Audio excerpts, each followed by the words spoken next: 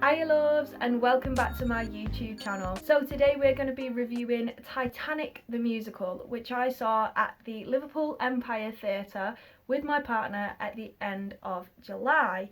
And I'm not going to lie, I've got some interesting thoughts on this show. In some ways it met my expectations, and in some ways it didn't. Let's dive straight into it, shall we? As always, I will read the synopsis for you. I'm sure a lot of people watching this will know that Titanic and the story of this show is based on real events.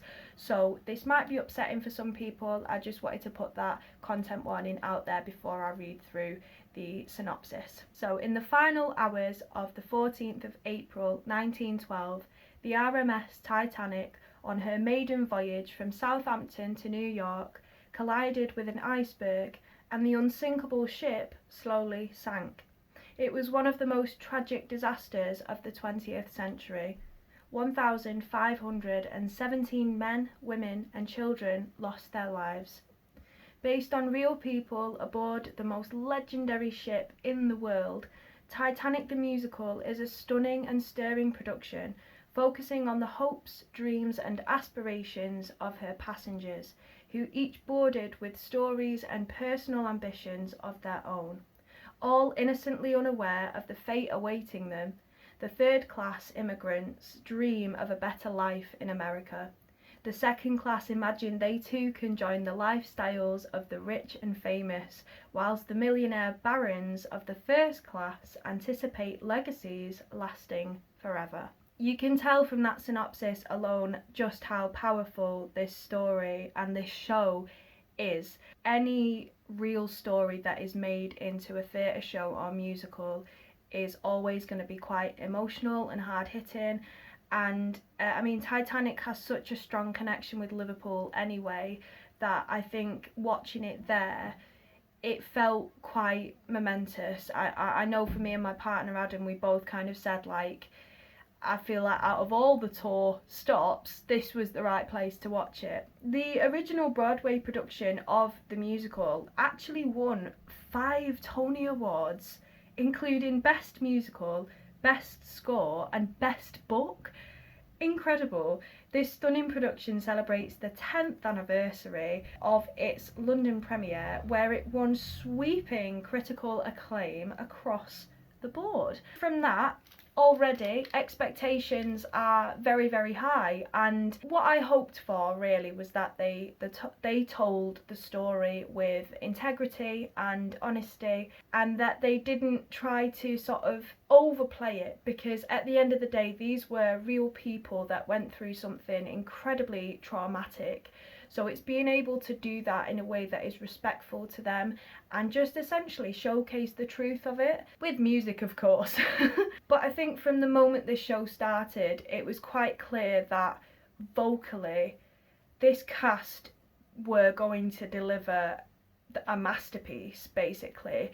It was a very strong ensemble of actor singers, which I was really, really happy about, because I mean, it was an actor-singer musical. There wasn't really much dancing in it. And of course, with any musical like that, where the story is so heavy, you need strong actor-singers to just own the stage and deliver the goods. And they really did. That first song, I was like, oh my God, I've got goosebumps on my arms. It was just, yeah, really, really smashing vocals. They worked together so well as a company of actors. I was really impressed. The only thing with that first song was, yes, we understood that the Titanic was about to set sail. It was very momentous, and I realised at the time that would have been groundbreaking. Like, that would have been a really big moment. But the actual song itself went on for so long that I was like, I'm bored. If I'm not engaged with something, or if it's not interesting me enough, my mind will just start to wander, basically. So I did think that it was a little bit too long. That being said, they sang it really well, and it was a really good opening to the show. I have to mention 3 male actors that were in this show. One of them was Martin Allenson, and he played J. Bruce Ismay. Now, J. Bruce Ismay was the owner of the Titanic, and throughout the story and the show, we see him convey a lot of greed towards wanting to have the best ship in the world, basically. You know, we can get to New York faster than any other ship out there. He kind of disregards the safety aspect of that. I thought he played it really convincingly, actually. Not an easy part to play. And there was a moment when the show started where I was also getting really strong Javert vibes from Les Mis. So I was like, oh, I could see him in that part, which was quite nice. I thought his chemistry with Graham Bickley, who played Captain Edward Smith, and with Thomas Andrews, who played Ian McClarnan, who was the designer of Titanic. I mean, their push and pull between the three of them, spot on. They had a song a bit later on in the show where they're kind of blaming each other for the sinking of Titanic, and really nobody actually knew why it happened. You know, there could have been a number of reasons. Basically, it could have been, you know, the greed from Ismay of wanting to go faster when they were doing fine at a steady pace. It could have been the captain who was a little bit lax with all of the directions to his crew. He didn't really show as much care as he should have, and it was maybe a little bit complacent on his part because he'd been doing it for so long, and maybe he was sort of resting on his laurels a little bit. And then you had the designer, who for me was probably the best out of the three of them. I thought the way he conveyed that character's truth was spot on. Like, I genuinely thought that he was the designer of Titanic, which of course he wasn't, but he played it so convincingly, so truthfully, that I felt for this guy, because he realised that there were faults in the design of Titanic, and that, you know, he could have done better. That was a really hard-hitting moment to watch, because you think, wow, like, how did he miss all of those faults within the design, within the making of this vast ship? That song where they do blame each other, it kind of highlighted the uncertainty as to exactly why the Titanic sunk, only really adding to the colossal devastation that came with that event. I really enjoyed Barnaby Hughes as Henry Etches. It was not the biggest part within the show, but he was one of like the head footman, that's it, footman. Now, his role was working with the upper classes, so he was very prim and proper. Like, he looked after everybody basically, and in the best way possible. Like, in terms of customer service, it was top notch. I thought the way he played that role was very earnest. It was like everything was under control, and when he finds out that Titanic is sinking, you can feel the shift in his energy and how he suddenly treats everybody with the utmost respect, as he did before, but even more so. I just thought it was actually quite emotional to watch him. I really liked the way he conveyed that character, basically. We had a lovely song with an elderly couple played by Valda Avix and David Delve. They were Ida and Isidor, I think that's right, Straus. Oh, just heartwarming. Really, they were just two people heading over to America that, you know, they were on board. They weren't like the biggest, most important characters in the show, but when they sang together about not wanting to lose each other and how fond they are of each other after so many years of being together, oh, I was a mess. I was crying my eyes out. You know, for two older actors as well, their vocal quality and tone and ability was really fantastic, and it was a really lovely moment in the show. Yeah. You had Bree Smith as Alice Beane, who basically knows who every famous person is on that ship. She was the comic relief. To be honest, I think you kind of needed that because of how intense the story and the show was. There had to be lighter moments, and she provided that comic sort of just light energy in spades. Honestly, I don't really have much more to add to that. I just thought she had a great stage presence and she was really consistent throughout the whole show, which was really great. There was also a song, and for the life of me I can't remember what the characters' names were, which is really bad for me because usually I remember these things. It was like the marine communication system where the guy communicated with other ships and with the people on land.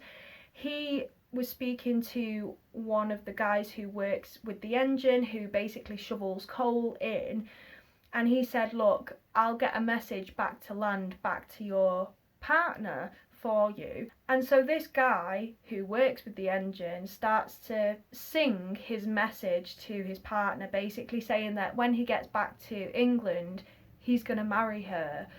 And then you've got the marine communicator who he's like dit dit da dit da dit, and me and Adam, my partner, were just like, oh, I love this song. It, after like 3 consecutive ballads, which was just unnecessary, that was like, oh great, like a bit more fun in a song. That's what we needed. Like, we needed that sooner, to be honest. I just thought it was a lovely duet, sung so sort of innocently, and yeah, it was quite a heartwarming moment of the show. I think overall, as I said before, the cast were a very strong cast of actor-singers. When they sang as a collective, it was really quite impactful. But the show itself, for me, felt incredibly dated.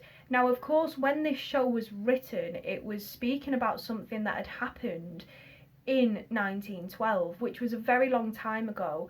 However, it just kind of felt like, for instance, the working class people within the show were like the typical working class stereotypes that we often see in musicals. It was like, oh, I'm working class, I'm a bit rough and ready, I've got big dreams to go far, and let me sing about them dreams.